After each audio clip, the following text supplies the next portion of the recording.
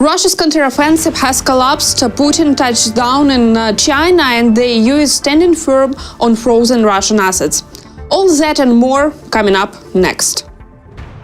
Russia's spring-summer offensive of 2025 has ended in failure. That's according to Ukraine's general staff. On August 30th, Russia's state propaganda released a report by the head of the Russian general staff, summing up the so-called spring-summer campaign. But in reality, it's just wishful thinking and blatant lies. After 3.5 years of full-scale Russian invasion, this latest seasonal push has achieved almost nothing.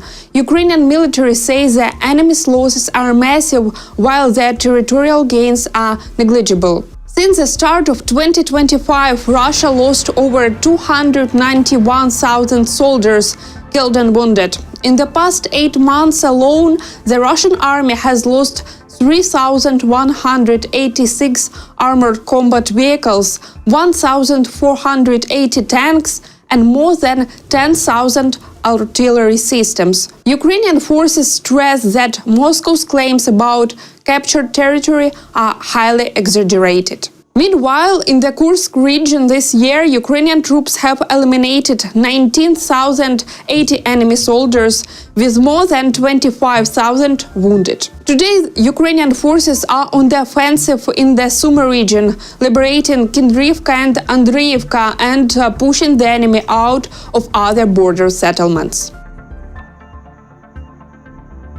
Regarding the aggressor state's claims of high-precision strikes exclusively on military targets, the price of this boast is well known to thousands of peaceful Ukrainians who lose their homes, relatives, and loved ones every day.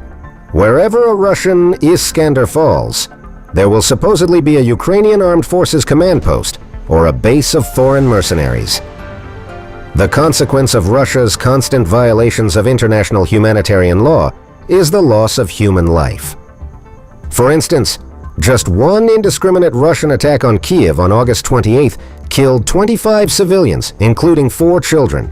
And it is the Ukrainian defense forces who hold the front, destroy and exhaust the occupier, and prove that no Kremlin propaganda can conceal the failure of Russia's Spring-Summer 2025 campaign. Former Ukrainian parliament speaker Andriy Parubiy shot dead in Lviv. Andriy Parubiy, a member of parliament who served as a parliamentary speaker from 2016 to 2019 and a key figure in Ukraine's 2013 pro-European Maidan revolution, was killed on Saturday at around 12 noon. According to the Prosecutor General's office, a gunman fired several shots, killing Parubiy on the spot. The attacker fled and a manhunt is now underway. Ukrainian President Volodymyr Zelensky condemned the killing as a horrendous murder. Ukraine's Minister of Internal Affairs Ihor Klimenko and Prosecutor General Ruslan Kravchenko have just reported the first known circumstances of the horrendous murder in Lviv. Andriy Parubiy was killed. My condolences to his family and loved ones. All necessary forces and means are engaged in the investigation and search for the killer. Ukrainian officials have not yet given a possible motive for the shooting. Lviv's mayor Andriy Sadovy says finding the killer and the establishment of the circumstances of the attack is of utmost importance. Russian President Vladimir Putin has arrived in China for a 4-day visit. He will attend a military parade marking the 80th anniversary of victory in World War II and take part in the Shanghai Cooperation Organization Summit, which runs in Tianjin from August 31st to September 1st. Putin will speak at the summit and participate in a SCO Plus session, which includes leaders of member states as well as heads of observer countries and dialogue partners. In addition, he is scheduled to hold meetings with the presidents of Turkey and Iran, Recep Tayyip Erdogan and Masoud Pezeshkian, as well as Indian Prime Minister Narendra Modi. Ahead of his scheduled meeting with Vladimir Putin in China, Indian Prime Minister Narendra Modi discussed peace efforts with Ukrainian President Volodymyr Zelensky. Thank President Zelensky for his phone call today. We exchanged views on the ongoing conflict, its humanitarian aspect, and efforts to restore peace and stability. India extends full support to all efforts in this direction.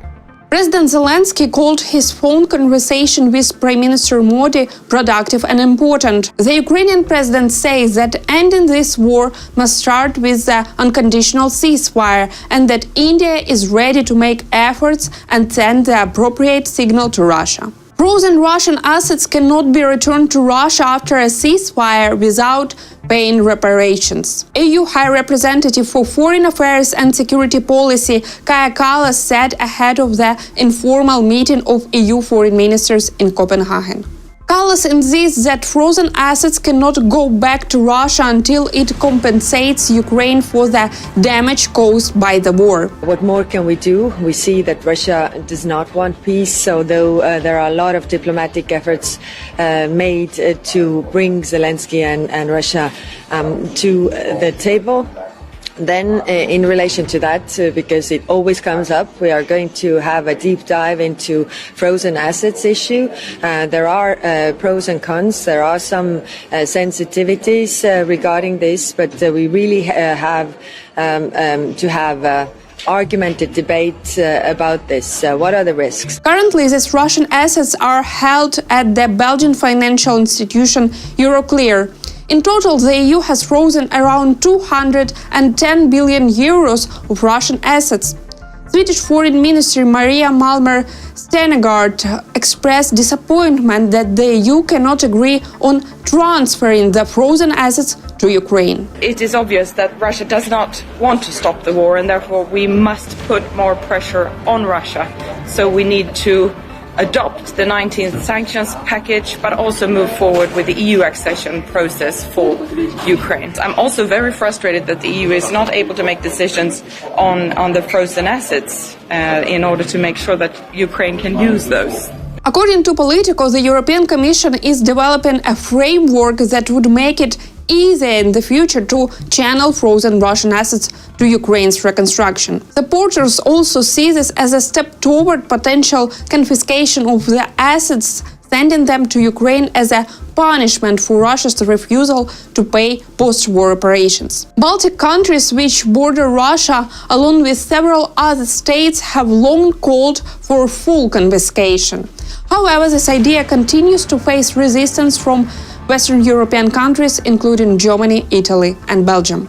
The Houthi prime minister has been killed in an Israeli airstrike on Yemen's capital. Ahmed al-Rahabi, the most senior official in the Houthi-controlled government, was killed along with several ministers in the attack on Sana'a on Thursday, the rebels said. Other officials were reportedly wounded. The Israel Defense Forces confirmed they targeted a Houthi military site in the Sana'a area but gave no further details. Israeli Defense Minister Yoav Gallant said on Saturday that the strike was a devastating blow to the Houthis, adding that this is just the beginning. Israel stated on Friday that the airstrike targeted the Houthi chief of staff, the defense minister, and other senior officials of the Iran-backed group, and that is now assessing the results. Reports say the airstrike occurred while a Houthi-run television station was broadcasting a speech by Abdul Malik al-Houthi, the secretive leader of the rebel movement. In his speech, he discussed the latest developments in Gaza and promised retaliation against Israel. That's all for now. If you enjoyed this update, give us a like and let us know what you think in the comments. For the latest news, follow our new X account, War and Politics 24. The link is in the video description.